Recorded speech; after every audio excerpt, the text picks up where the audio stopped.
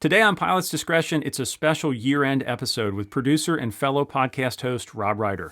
We talk about our favorite episodes of the year, lessons learned from our guests, and what podcasts we listen to. Pilot's Discretion starts right now.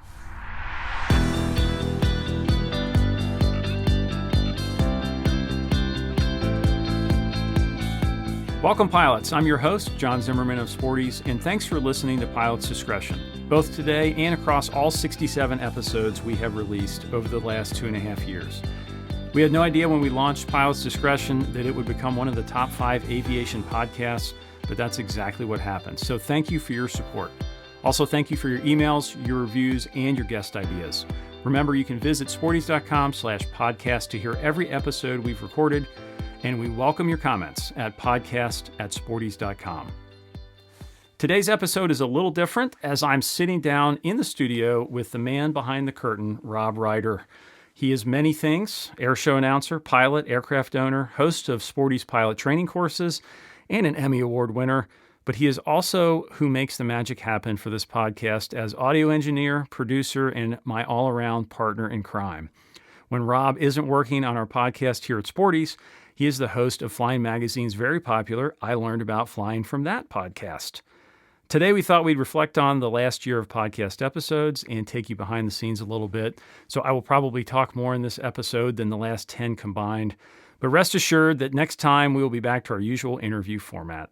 So Rob, welcome to the other side of the microphone at Pilot's Discretion. It's good to be here, John.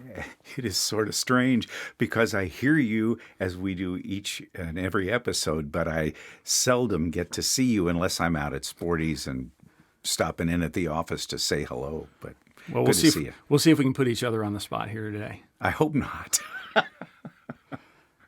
Oh, boy. I tell you what, let me start. Let me just ask you. Because when this started, I thought, Fast Five is what we called it at the beginning, and now it's Pilot's Discretion, perfect change.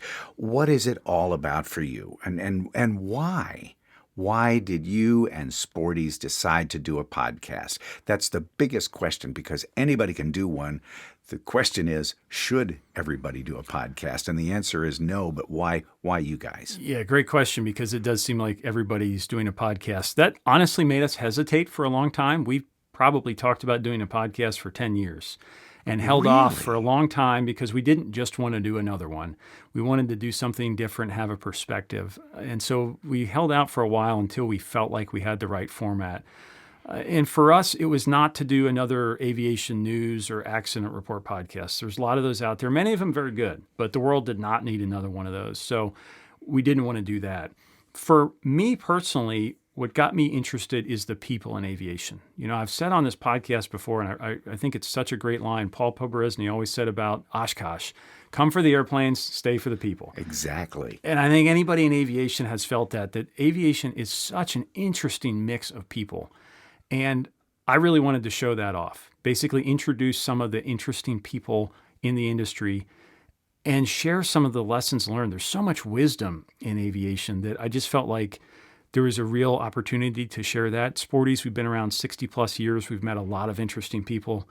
And so that was really how we came at this, was to introduce interesting aviation people and share their lessons.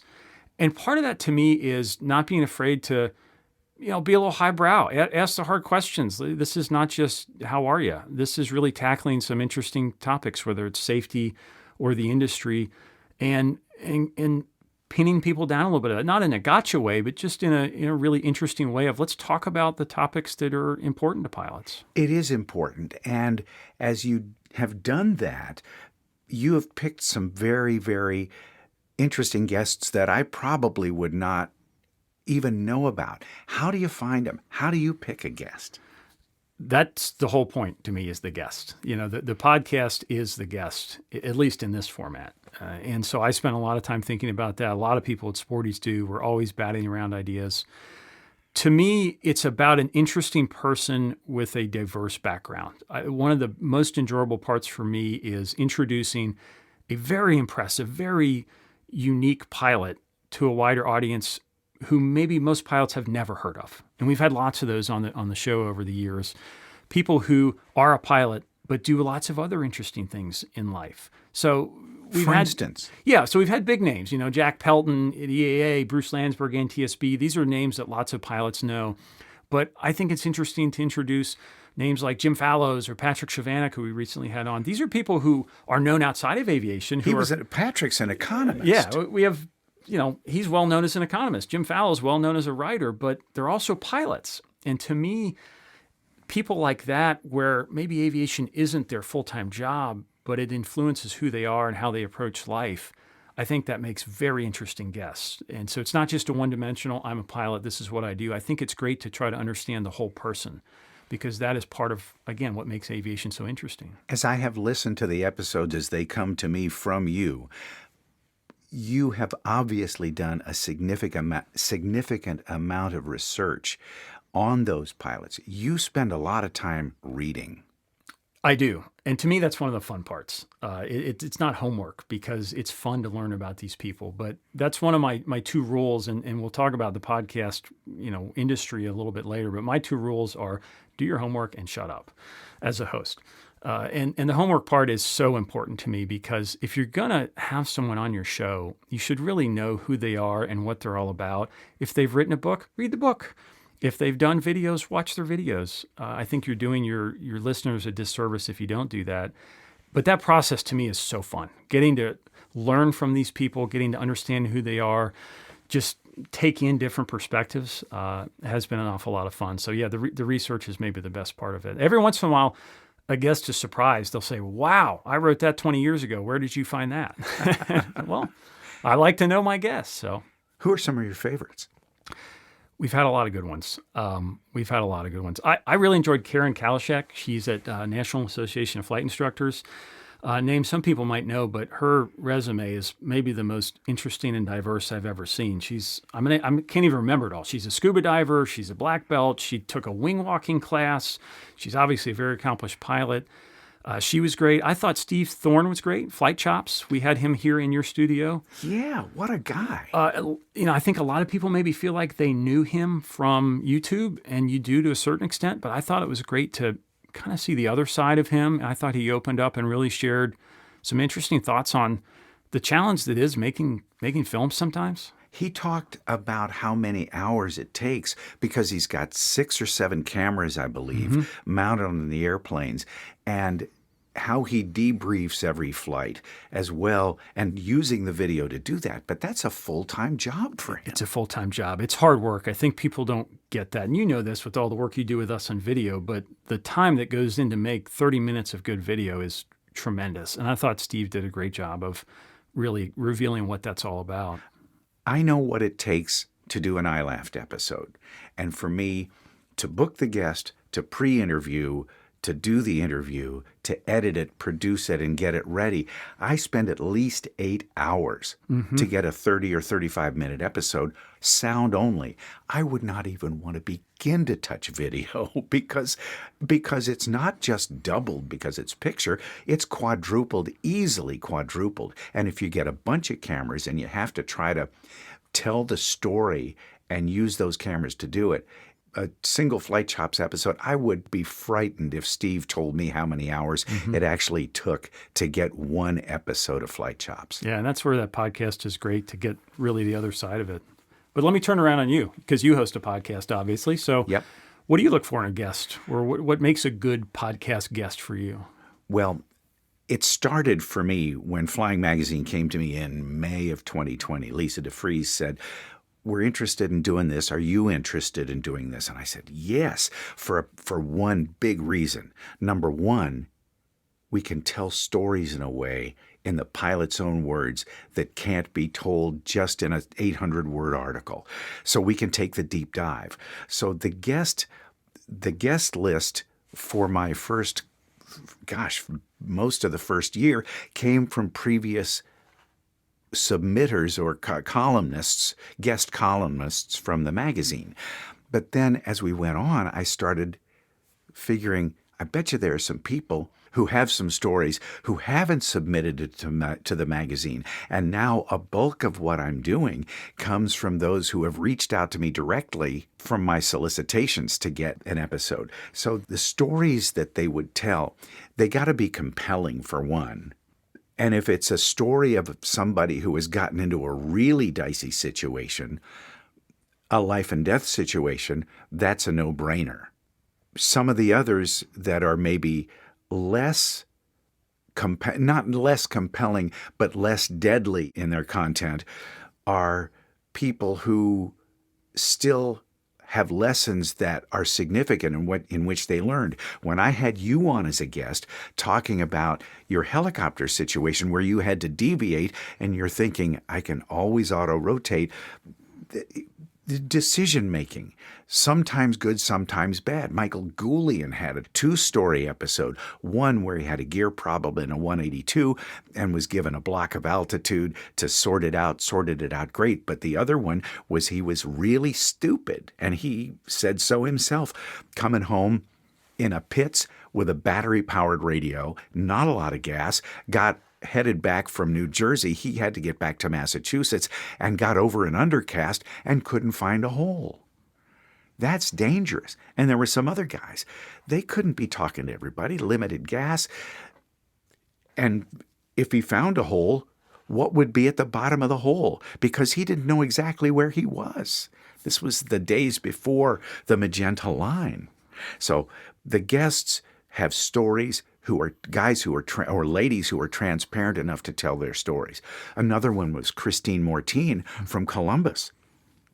Flight instructor in a 185, took off out of OSU to go up to Lake Erie and had an engine failure at 8-something in the morning, and she was underneath some of the Columbus Class C, and she couldn't go any higher, and because it was crowded, and she couldn't put it down on a freeway because it was rush hour. Mm-hmm. And she landed in trees and fortunately walked away. She shouldn't have walked away from that. She should have perished in that. And I learned about it a few days after it happened, and I didn't have her on the show until 2 years later when some of the dust had cleared and she was ready to talk about it. Yeah, that's the same thing. That's the connective piece between the podcast you do and the one we do here at Sporties, I feel like, is sharing those lessons. There's the old line that you'll never live long enough to make all the mistakes and learn from them. I think all pilots get that. And so what we're trying to do is encapsulate those lessons and share them. What's the line? A wise man or woman, in this case, learns from experience. A wiser man or woman learns from the experience of others. Absolutely. So I have a quiz for you. Can you guess the most popular episodes of 2023 for Pilot's Discretion? Oh, no, I don't have a clue. Well, tell me. I have done the homework. And somewhat surprising, the most popular one was with Steve Green, retired airline captain and author who wrote a book titled Why Airplane Accidents Are Not Just Stories. I love this episode. This is a classic Pilot's Discretion episode to me because I've known Steve for a while. He's written for Airfax, which I work on as well. And Steve's an incredibly thoughtful guy, lots of experience. But most pilots don't know. I would venture to say 99.9% of Pilot's Discretion listeners don't know Steve Green.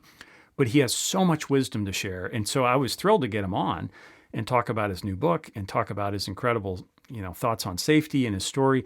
And so I was really excited that ended up somehow becoming our most popular one last year. And that's from both Apple and Spotify that got top ratings? Yeah. Wow.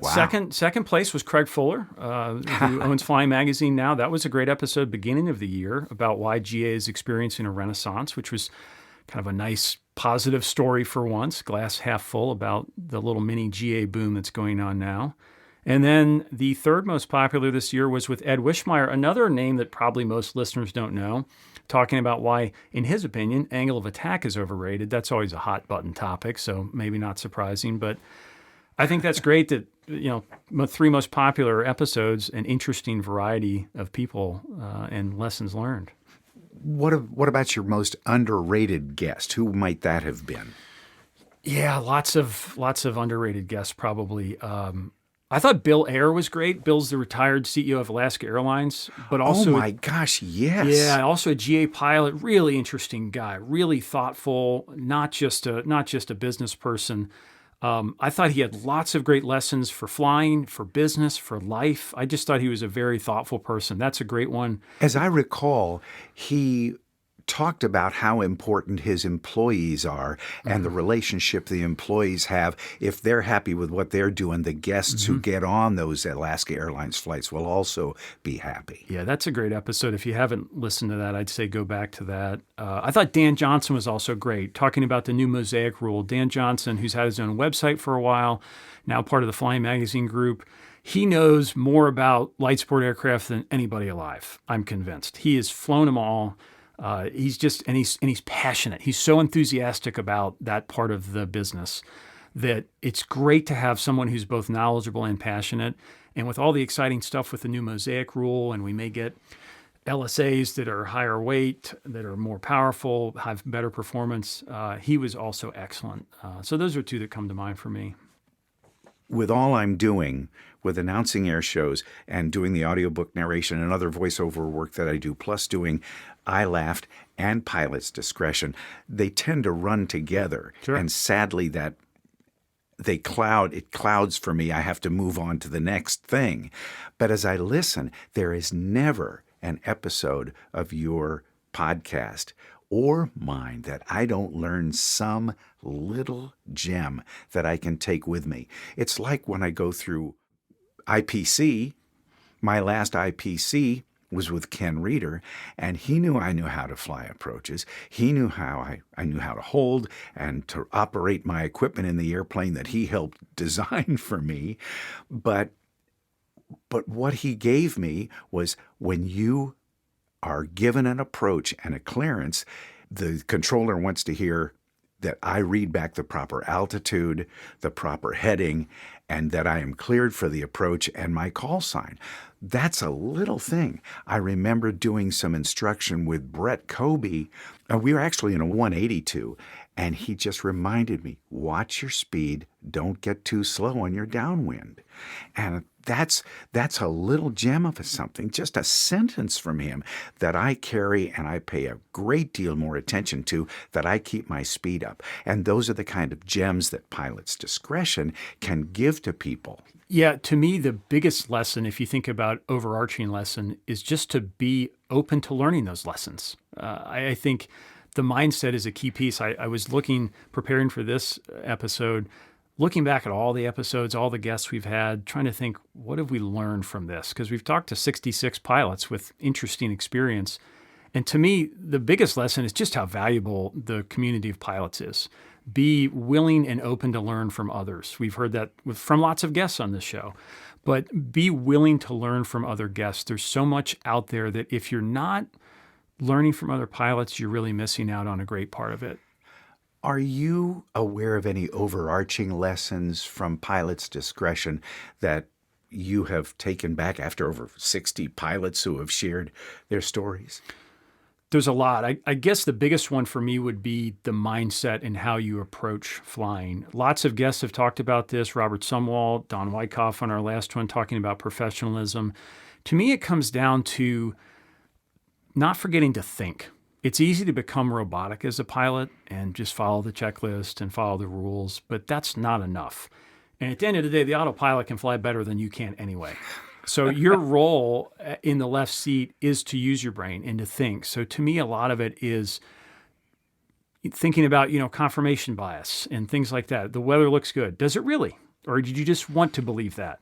This approach will work out fine. We're 10 knots fast, but it'll work out fine. Will it really? Or is that just what you want to believe? And it's just that constant, almost restlessness of the mind, that always be evaluating yourself as a pilot, always be really ruthless about, is this flight going the way I planned? Because I think that's probably the main key. Probably supporting that is habits. You hear that from a lot of guests. I think there's a lot of truth in that we repeatedly do, and that's never more true than for pilots. And so think about the habits you have, whether it's when I put the gear down in a retractable airplane, how much fuel is my minimum, how I do my weather briefing, do I obey sterile cockpit rules? Little habits like that have a way of stacking up. And I think your habits, in a lot of cases, define who you are as a pilot. It's not about the fancy footwork.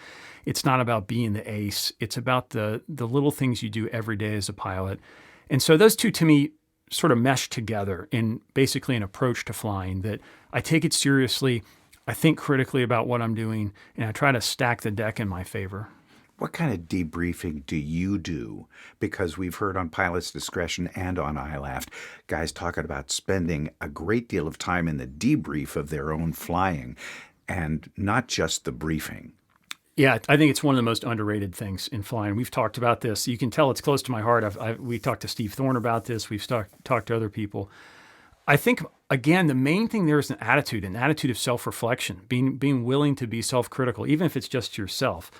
But making some time that after the airplane's put away, think about, to me, I always think, what could I have done better? I know there's at least one thing, usually 4 or 5 things. What is at least one thing that could have gone better on that flight? To me, that is the great joy of flying. That's the challenge of it. You're never done. There is no perfect flight. So there's always a chance to go out the next time and be better. And to me, if you embrace that, that's what makes flying fun. That's what keeps it from being repetitive or boring. And so to me, a big part of that's the debrief. Land after flight, think, how was that overall? But what could I have done better? Could be something little. Could be it was perfectly safe, but I could have made it more comfortable for the passenger in the right seat. I have sat in on Thunderbirds and Blue Angels debriefs, and they are incredibly detailed. That it starts with the time just before the actual debrief starts with the pilots coming in, and they have developed an ability to remember every little thing they did wrong on the flight, whether it's a degree heading off or it's 10 feet high or low or speeds that were off, and they write those down. And then once the debrief starts, the first thing that goes around each of the pilots gets to confess his or her mistakes. And they end with, glad to be here. Mm-hmm. That's how the Blues ended. And then they will look at the video and they look at the walk down to see if they're in step or they are so precise that they will look at frame by frame to see that the salute and the walk down is together. And that sort of thing is an example to me that I can debrief in generalities, but they debrief stuff that because they're flying so close together, because the tolerances are so tight, they have to practice they don't practice makes perfect. They practice perfection that will make perfect. And they're never perfect. Mm-hmm. They're always chasing after the perfection that does not exist in an ever-changing environment with winds changing, with temperatures changing, with airplanes that may act up, and they have outs for everything. They know exactly what's going to happen if number 1 has a problem, number 2, 3, 4, 5, or 6 has a problem. They know how to adjust, and they take 120 training flights every year before they take that show on the road. Same with the Thunderbirds. They brief up carefully, but they debrief the same way, really super detailed. Once again, a lot to learn for GA pilots. Learn the lessons from wherever it is in aviation and apply those to the way we fly. Oh, yeah. Rob, let's take a quick break. And when we come back, I want to talk a little bit about the world of podcasting. Introducing the first premium apparel brand made for pilots and aviation enthusiasts. AeroWear combines modern performance fabrics with tasteful aviation styling, so you can show your love of airplanes whether you're at the office, on the golf course, or in the cockpit. Thoughtful details like UPF 30 sun protection and hidden sunglasses holders are perfect for active lifestyles. Visit aerowear.co to shop the complete selection of golf shirts, button-down shirts, hats, and more. That's aerowear.co. Now, back to Pilot's Discretion. We are back with Rob Reider, who, as I mentioned, is also a podcast host in addition to a producer. So, Rob, let's talk a little bit about the business and world of podcasting in general. You are a master when it comes to the audio part of this. People may not realize it. We don't just get on a Zoom call and hit record. We do a whole lot more than that. Try to be audio snobs. I guess first tell us why that's important, and then tell us some of the things you've learned about how to get better audio. Well, I have been in one of my careers an audio company owner. I used to own about 60 different microphones. I still have about 30 of them, but only about 4 of them get used. And they are good microphones. They're not super expensive. A couple of them are expensive, but the microphones that you and I are using here only cost about $300 a pop. That's not a lot of money, especially what has happened in the last couple of years with good USB mics coming into play and to make the quality better. But it is more than the microphone, the room, the space in which we record. And I have watched and listened to your audio get so good that I've said to you, don't change anything. And you set up an inexpensive microphone, right? How much does the microphone cost? $120 or something. Yeah. $120. But you have set up your space in such a way that you can't tell if it's a $3,000 mic or a $120 mic. So, but the overriding thing is that space. You got to get good space, and you got to get, number 2, good mic placement. You and I are sitting a fist and a thumb away from these microphones, and we are talking under them. They're pointed at our mouths, but we're talking under them so we don't get plosives, so it doesn't sound amateurish. I think the tastes of people have changed over the years, and they are demanding or expecting better audio than they used to get. And the technology has changed for us that I can take people now who are in less than ideal situations and apply some plug-in magic, if you will, to get the sound so that it sounds like your guests are sitting next to you in the studio. And that sort of intimacy, whether or not the listener can define it, it's more felt than telt. And that sort of intimacy and closeness makes the conversation and the podcast better, I think. I agree 100%. I've had a great education in this from you, that there's tons of incredible technology now that can do great things in editing, but it really begins with the setup. This is like photographers talk about, amateurs talk about the gear, pros talk about the setup for the shot. It's the same thing. And it's the light. For the photographer, exactly. It's the light. For us, it's the audio. It's the room. It's the room setup, and it's the mic placement. And that's been an amazing education for me as you've taught me how to do better podcasts. We're sitting in a room that is a 13 by 17 foot room that has some treatment, but there's still a lot of drywall. But I have probably $1,000 worth of bass traps and other absorptive materials in here so that it sounds like we're on mic, not in some hallway or some stairwell in a hotel. Well, for me, the start to a good podcast is the audio. That's the base. You've got to be there. And then one of the most important things I think about as a host, I mentioned earlier my rules, do your homework and shut up. We talked about the homework. The shut up part, to me, I'm certainly not perfect at, but I think is something that most podcast hosts should think about more often. Oh, I don't think you interrupt your guests at all. I think you're very, very careful as to when your spot is to talk. And for me, I probably get more in a conversation with my guests than you do because you're allowing your guests to lecture, basically. So you may go 2, 3, 4 minutes where the guest is responding to your question in a complete way, and you're waiting for the next thing to either amplify or go down a rabbit trail with that question or go on to the next topic. Yeah, to me, that's the key for a host. If you're really well prepared, it's all about writing good questions and knowing where to ask and then letting the guest talk, because the show is about putting the spotlight on the guest. And then knowing what's interesting, and then when have we exhausted that topic? And again, that's always a balance. Nobody's perfect at that, but that's the goal of a host to me, is to keep that conversation right at the moment we've got maximum information out of that topic. We're moving on to the next. And the rule that you have in terms of where you format the show when you take your ad break, your commercial break, and then you move on to the ready to copy section. And I think that's something that is really fun, because that way you depart from what you have chosen for them as their lecture. You give them stuff that they're not expecting in many cases. Well, I like to learn the whole person. Again, it gets back to the interesting, diverse people we have on the show. I like to go more than just the aviation, the obvious topics, and that's where that's fun. It also keeps it fast-paced to me. I mean, one of the things I have no patience for in podcasts is wasting time. And so you've heard me say that it's our goal in this podcast is all killer, no filler, like they used to say about great records.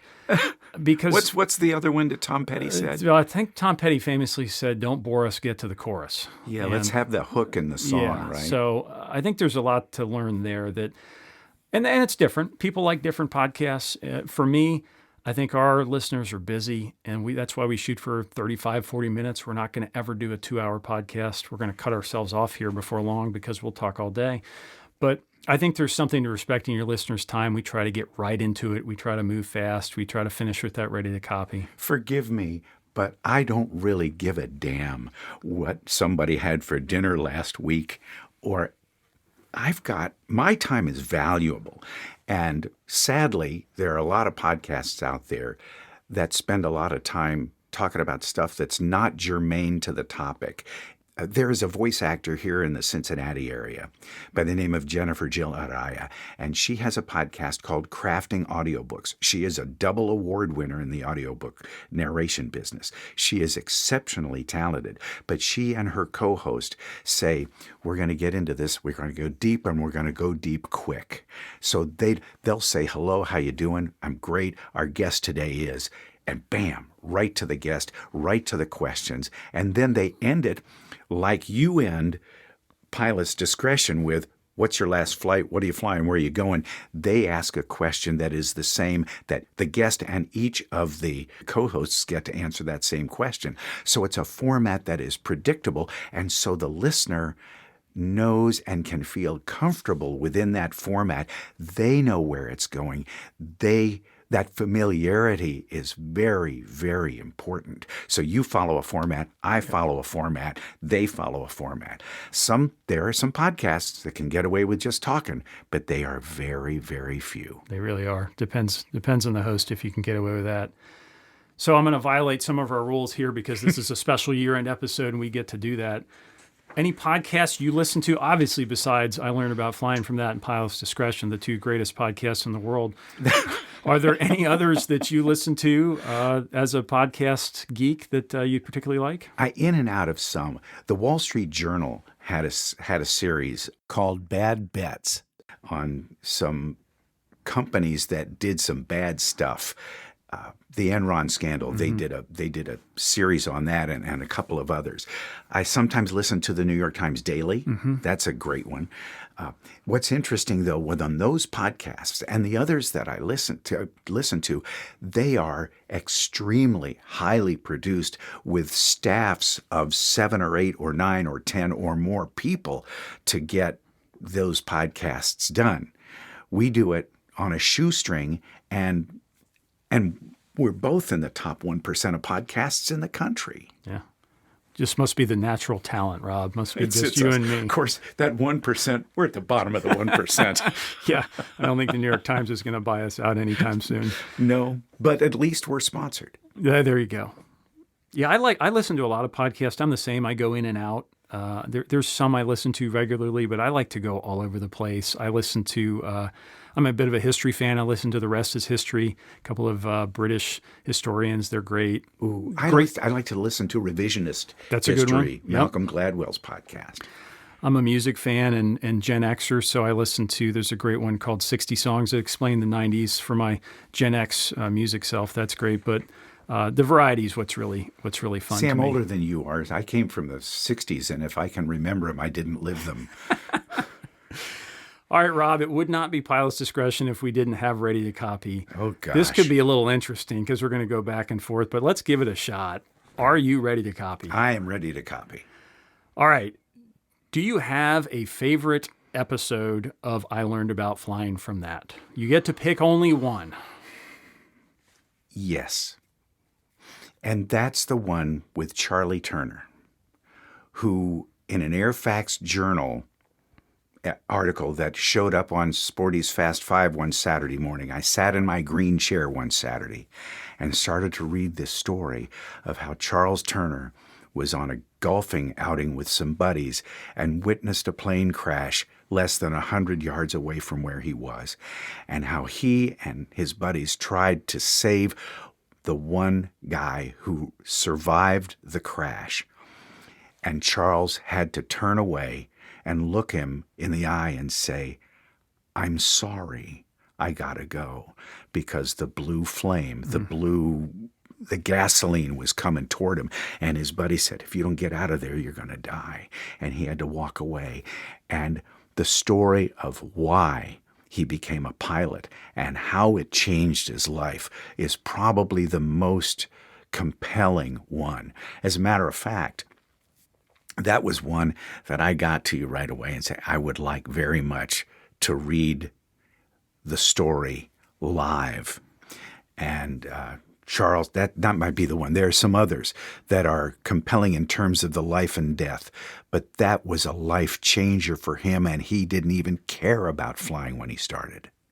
Unbelievable. I remember reading that story when it came into Airfax, and it really, it shook me. But there's an incredible lesson there, so I know why you picked that. Let me ask you, what's your favorite older episode of Pilot's Discretion, maybe before 2023? Yeah, there's a lot. If I had to pick one off the top of my head, maybe Dave Hirschman. He was early on, maybe one of our first 10. He's a writer for AOPA, many people will know, and just one of the all-around good people in aviation. He's flown a lot of stuff, but he remains really humble. And he had, 7 or 8 just fantastic takeaways. I think my first question to him is, there's a lot of new flight instructors. What's your advice for being a better flight instructor? And we talk about all killer, no filler. And he said, hush. And he went on to expand on that, but he had a one-word answer that summed it up, which was basically talk less. Your student can't handle all the commentary you're throwing at him. That's right. I do remember that. And he was just great. So if you're a new listener, go back. That's the first year we did it, and it's a great episode. That really kind of jives with what Charlie Turner has taken to heart in his flight instructing, because people have different ways of learning, and he says the flight instructor has to discover that so that the student can learn more effectively. I got another for you. Let me ask you, because we've flown with some interesting people. Who is the most interesting person you have ever flown with? Oh boy, I probably have not flown with nearly as many interesting people as you. I maybe not most famous, but most interesting for me, I got to fly in a Pilatus PC-12 with Jeff Skiles, the first officer from the Miracle on the Hudson. Yeah, the right seat with Sully. It's a long, tortured story, but I was in the left seat, he was in the right seat, and he wanted some Pilatus time. And we just went flying, and he had 0 PC-12 time, and I had probably 1,000 hours at the time, so I was supposed to be the expert, as if I'm going to teach him a whole lot. But we just went up flying, and I remember him flying the first approach. He said, let's just go fly an ILS approach, get my hands on it. And he, just as comfortable as can be, just sat there and crossed those needles like they were glued in place and flew it all the way down. I think I told him 2 things, a couple power settings and a couple air speeds, and bam. And talk about a professional, low-key, humble guy, consummate professional, total command of the airplane all times. That was a lot of fun. Sully got all the attention. Jeff Skiles was just as important. He was, and he went on to do a lot of great work with EAA. He worked there with their Young Eagles program. That's right. So great guy. How about you? I'm going to say it's Frank Weiser, former Blue Angel. He's the guy that I flew with Frank in 2010 in the back seat of Blue Angel number 5 in a practice demo. Wow. Where I puked my guts out after the heavy aerobatics was over. I have never been so G'd up in all my life. But he's a guy that has taken that experience to be the guy that Tom Cruise put in the front seat of a Super Hornet and flew Tom Cruise for a week in the filming of Top Gun Maverick. And Frank is a guy that flies a number of different airplanes. He owns a Baron. He can fly anything that the Navy would put in his path, but he also flies a lot with the former boss of the Blue Angels, Greg McWhirter, who flies his responsibilities as a corporate pilot is to take care of George Lucas's families flying, and Frank will sometimes take that. But he's got a great family. They live in North Georgia on an airport, and he and I just have become really good friends over the years. But there are a lot of guys I've flown with who have really helped me. But when I think of guys who may be the most interesting and the most varied, that probably is Frank Weiser. His call sign is Walleye. That's a pretty good one. I can't top Blue Angel. How about favorite airport? You have a favorite airport you've ever flown into? The airports to me are such an important part of the interesting tapestry of aviation. And I'm wondering if there's one that sticks in your mind that you enjoyed or you feel happy when you land there. I think it might be Farmingdale in New York, Republic Airport, because they have the American Air Power Museum there, and that's where I fly every year as I go to the Jones Beach Air Show Memorial Day weekend. I used to drive to that show and been stuck on the Cross Bronx Expressway and driving through never-ending construction in Manhattan as I try to get there, and now I fly over it. Farmingdale is one, but coming home to Claremont is always nice because I'll just usually, if I'm landing 2-2, I'll say Blue 85 is going all the way to the end because I can taxi off, and then my T-hangar's close by on the southwest side of the field. Good to be home. Yeah. Let me ask you, what's your favorite airport? I'm going to go outside the U.S. There's a lot in the U.S. I like. Shout out to Urbana, Ohio, I-74. Great restaurant, grass runway. Can't beat it. That's because they have the best pie in the United States. Blackberry pie, you've got to have some. Yep. But I love Toronto, city center. My college roommate from many years ago lives in Toronto, so I find my way up there every couple of years. And the Island Airport there, it seems to change names, but the Island Airport there, right on the water. It's like Meigs used to be in Chicago. Oh, boy. It's just it's a beautiful approach. You fly you turn left base for the CN Tower. You're flying right on the lake shore, and it's really convenient to downtown. So that's an absolute blast of an airport, and if you're going to Canada, to me, it's a bucket list airport. You, John, have had a lot of different airplanes that you fly. You fly rotorcraft. You got a 44. Your family has a Pilatus, right? Mm-hmm. You fly the Citation from Sporties. You fly the Aztec. With all the planes you've flown, is there one that you think is underrated as an airplane to fly? This may not be original, but I think Cessna 182. It is such a do-everything airplane. Mm-hmm. It's easy enough to fly, especially if you grew up flying 172s. It's an easy transition.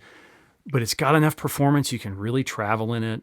We have one at Sporties we use a lot for employee flying. And it's just such a great mix of easy to fly, affordable to maintain, good enough performance. Great instrument platform. So maybe that's not the sexiest answer, but I think that 182 is one of the all-time great GA designs. Stiff gear. It little nose heavy, especially if you got a forward CG. It's gonna make you do your homework on landing, but it's an honest airplane. How about you? That could be it, but I have flown recently. I've got about 10 hours in the Vision Jet, and that was because of its avionics and because of the avionics in my airplane. It was, other than the difference in where the knobs are, the symbology and the technology is very similar, so it was an easy airplane to fly. But I think the whole RV line is underrated. I agree. And having an RV 7A and having it outfitted well, and having put hundreds of hours on that airplane. As a matter of fact, fully 25% of my flying hours have taken place in my RV 7A. Wow. I was flying not nearly as consistently. The 182 that I used to fly was a slow one. It was an old one. I couldn't always trust the ILS, couldn't trust the glide slope, and got myself in a pickle a couple of times, or once doing that when I had to change, go missed twice on a flight after 4 hours or 3 hours. But I think the 182 is one of those airplanes that's really good, but I still think the RV line is just so the experiment is over. I remember talking to Jack Pelton about the RV when he was talking about the RV-12 becoming available for commercial flight training, and he said the experiment is over. What a great way to say it. It's so true. They're the backbone of GA in so many ways that maybe a lot of pilots don't get. Yeah. All right, Rob, we're going to stick to our Shakespearean brevity is the soul of wit here. We got to keep it under an hour, but it wouldn't be pilot's discretion if we didn't end with our question. Now, you've been on this show. You can go back to listen to Rob Reider. I remember what it is. And I've been on your show, and you've asked me this. So this is a little bit of a repeat, but maybe we can go somewhere differently. So you have one final flight. We want to know, what are you flying and where are you going, Rob Reider? Jill and I are in our RV. I said last time around the Statue of Liberty, the next one would be Mount Rushmore. That doesn't sound bad at all. Yeah. And you? Same thing. I've almost changed this question because everybody answers the airplane and the person, and the location doesn't matter as much, which I think is so telling about aviation. It's about connecting people. So to me, it's probably me and my dad in the Citabria. I've been flying with my dad for 30 years, 25 years probably as a pilot, probably all of my life as a passenger in some form. So it's probably me and him in some tail dragger, maybe the Citabria he owns, and we're low and slow, door off, 500 feet, Ohio River. Smell the trees. And Smell the everything else. trees, watch the sunset. So that's probably it for me. That's cool. Rob, thanks for doing this. This is fun. It is. Thanks for being on the podcast.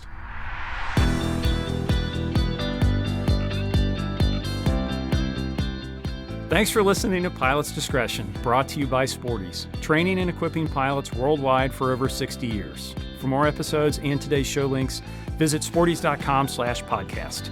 I'm John Zimmerman with Rob Reider. We'll see you next time on Pilot's Discretion.